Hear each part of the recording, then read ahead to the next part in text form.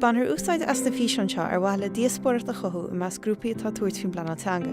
Is bhí gach grúpa a bhéise heachta níos lena pleanála Teanga héin, ach tá Glór nGael dóchasach go gcuireann na fhíorúsáideach leis bléantar ar bhain téamaí na pleanála Teanga. Nuair tá gríomhaíochtaí thoránú go Fhondúireacht Sheosaimh Mhic Dhonncha, sé fíorthátach an cóhéics an pobl agus achchunaí a chumann a chur snáirimh. When choosing activities for Fhondúireacht Sheosaimh Mhic Dhonncha, it's really important to look at the context. Not all actions on the list will be suitable or achievable for every club. Therefore, it's important to take the time to look at all of the actions on the list and choose accordingly, rather than simply starting at idir and working up from there.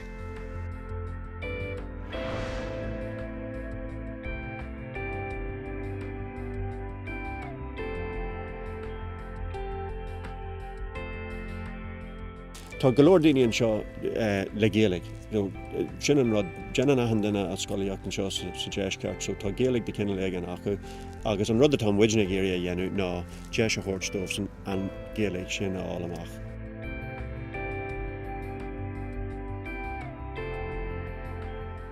Fecinn tú thart anseo tá na cóthaí beagnach go léir an Ghaeilge, tá daoine a gúsáid Ghaeilge an seo nó thuas sa sráidbhaile na siopaí agus na tí-tabhairt agus achan rud. So tá muid a gúsáid an Ghaeilge tá daoine sin brasás na Ghaeilge, cé nach bhfuil beidir mór an Ghaeilge acu, cé nach bhfuil muinní acu, sin is tóg an rud is mó sa ceanta seo na daoine le beag an Ghaeilge nó smaoiníonn bhfuil beag an Ghaeilge acu, an feibatá acu ná muinníonn níl siad sásta í úsáid. Ach an rud atá muidena a géirí a dhéanú an seo ná deis a chóirtómh an Ghaeilge sin a úsáid.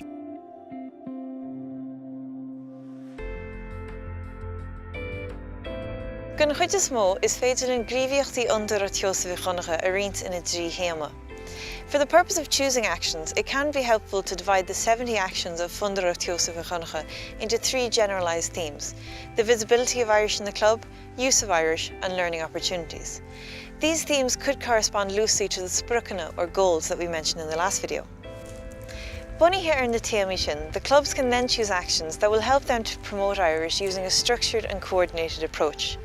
Many of the actions regarding the visibility of Irish in the club, for example, if a cahar using Irish on stationery or if a hénig installing Irish language signage, will be appropriate and achievable for clubs in almost any context. Regarding using and learning Irish, it's important that clubs choose actions that are context appropriate and for which they have access to the necessary resources.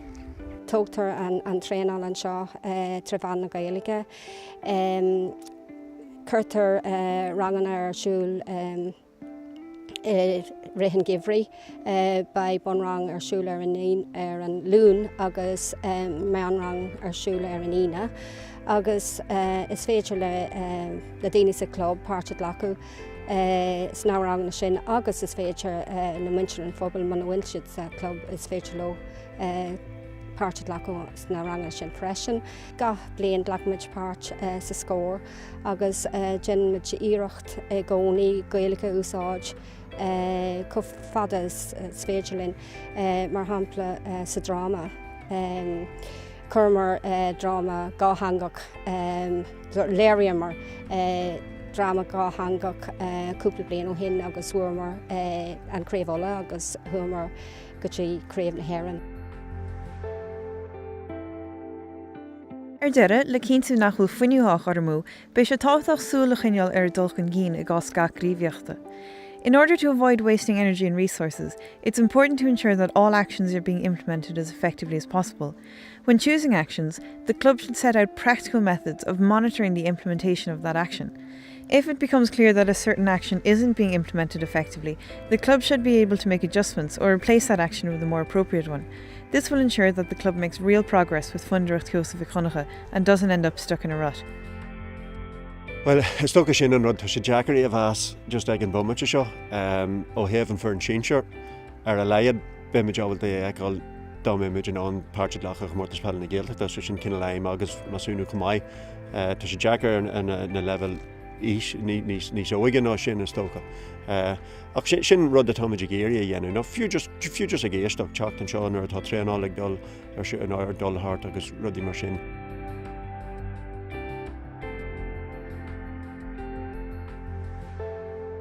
Béisi mai chun an peilebé as Ghaeilge go fasta, béisi marúirt Edward go sé buntáiste ionach chun bé ábalta Lord Ghaeilge amach ar an park.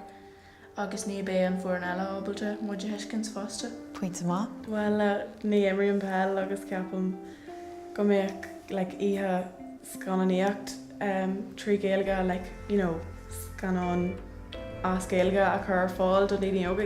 Is rudí mar sin tá sé có simúil có difriúil agus bheadh an sim agam féin I rudí mar sin. An rud is mód an chlub seo ná an pobl atá hartaring. Ní féidirling rud a bí a dhéanamh seo seachas goil siad san ar board.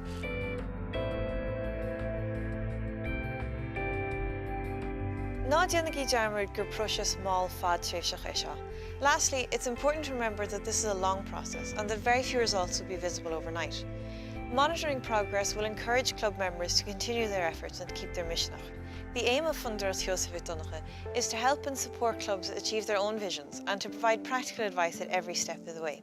So biggie ulvinach, biggie practical, agus gnaidrí live.